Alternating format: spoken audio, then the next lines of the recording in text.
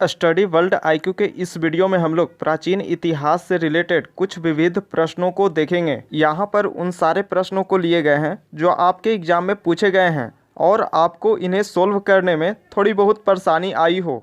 इससे पहले हम लोगों ने प्राचीन इतिहास से रिलेटेड लगभग 200 महत्वपूर्ण प्रश्नों को हल किया था। इस वीडियो के बाद हम लोग सल्तनत काल में आएंगे, वहां से सारे एमसीक्यू प्रश्न को हल करेंगे। हमारे सभी वीडियो के नोटिफिकेशन पाने के लिए स्टडी वर्ल्ड आईक्यू चैनल को सब्सक्राइब करें और बेल आइकन को क्लिक कर लें ताकि समय समय पे आपको वीडियो का नोटिफिकेशन मिलता रहे।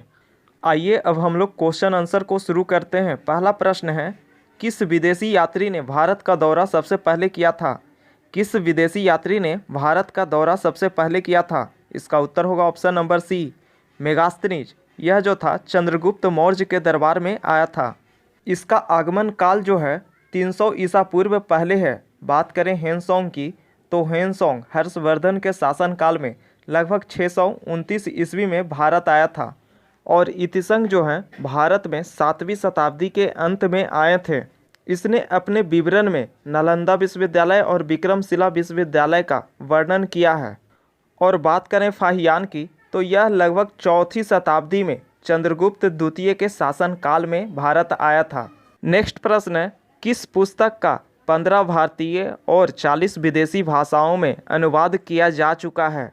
किस पुस्तक का 15 भारतीय और 40 विदेशी भाषाओं में अनुवाद किया जा चुका है? इसका उत्तर होगा ऑप्शन नंबर सी, पंचतंत्र का। जो मूल पंचतंत्र था उसके लेखक जो थे विष्णु शर्मा थे। पंचतंत्र में नीतिपूर्ण उपदेशात्मक कथाओं का जिक्र किया गया है। नेक्स्ट प्रश्न है, प्रश्न संख्या 3, अंकोर वाट का मंदिर कहाँ स्थित है? अंकोर वाट का मंदिर कहाँ स्थित है? इसका उत्तर होगा ऑप्शन नंबर सी, कंबोडिया में। अंकोर वाट का यह मंदिर भगवान विष्णु को समर्पित है। खमेर वंश के शासक सूर्यवर्मन द्वितीय ने इसका निर्माण 12वीं शताब्दी में किया था। नेक्स्ट प्रश्न है, प्रश्न संख्या 4, स्वप्न वास्तववादिता के लेखक कौन है? इसका उत्तर होगा ऑप्शन नंबर बी, भाष्य। स्वप्न वास्तववादिता भाष्य की एक नाटक है। इसमें राजा उदयन और वास्तववादिता के कहानी का जिक्र किया गया है। प्रश्न संख्या 5 है, आधुनिक देवनागरी लिपि का प्राचीनतम रूप क्या है? आधुनिक देवनागरी लिपि का प्राचीनतम रूप क्या है? इसका उत्तर होगा ऑप्शन नंबर बी, ब्राह्मणी। कहने का अर्थ है ब्राह्मणी लिपि से देवनागरी लिपि का उत्पत्ति हुआ है और अशोक के कुछ शिलालेखों में ब्राह्मणी लिपि का भी उपयोग किया गया था। नेक्स्ट प्रश्न है, प्रश्न संख्या 6, प्राचीन नगर तक्षशिला निम्न में से किसके बीच स्थित था? प्राचीन नगर तक्षशिला निम्न में से किसके बीच स्थित था? इसका उत्तर होगा ऑप्शन नंबर ए, सिंधु एवं झेलम। तक्षशिला जो थी गंधार की राजधानी थी। 6ठी शताब्दी में तक्षशिला विश्वविद्यालय बौद्ध शिक्षा के लिए काफ़ी विख्यात था। नेक्स्ट प्रश्न है, प्रश्न संख्या 7, काव्य शैली की प्राचीनतम नमूना किसके अभिलेख से मिलता है? काव्य शैली की प्राचीनतम नमूना किसके अभिलेख से मिलता है? इसका उत्तर होगा ऑप्शन नंबर ए, रुद्रदामन के अभिलेख से। और रुद्रदामन का सबसे महत्वपूर्ण अभिलेख था जूनागढ़ अभिलेख। नेक्स्ट प्रश्न है, प्रश्न संख्या 8, मालती माधव के लेखक कौन थे? मालती माधव के लेखक कौन थे? इसका उत्तर होगा ऑप्शन नंबर बी, भभूति। मालती माधव के लेखक भभूति थे। ये कन्नौज के शासक यशोवर्मन के दरबार में रहते थे।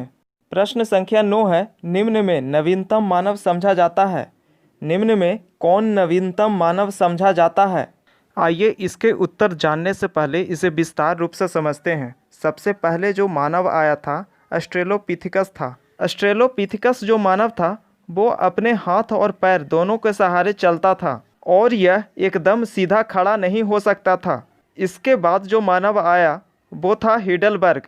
उसके बाद होमो इरेक्टस, इसके बाद निएंडरथल, फिर क्रो मैग्नन मानव, उसके बाद होमोसेपियंस। और वर्तमान में जो नवीनतम मानव का विकास क्रम है वो है होमोसेपियंस। पर यहाँ होमोसेपियंस ऑप्शन में नहीं है, इसलिए हम लोग क्रो मैग्नन मानव को ऑप्शन में टिक करेंगे। तो इसका उत्तर होगा option number B, Cro Magnon मानव। अगर आप मानव उत्पत्ति से रिलेटेड कोई विस्तार रूप से वीडियो चाहते हैं तो आप हमें कमेंट करके ज़रूर बताएं। आइए नेक्स्ट प्रश्न पे। प्रश्न संख्या 10 है, दांडी किसके दरबारी थे? दांडी किसके दरबारी थे? इसका उत्तर होगा option number C, Narasimha Varman के। दांडी नरसिंह वर्मन के यहाँ दरबारी थे। बात करें पुलकेशिन द्वितीय की तो इनके दरबारी थे रवि कीर्ति। और भभूति जो थे कन्नौज के राजा यशोवर्मन के दरबारी थे।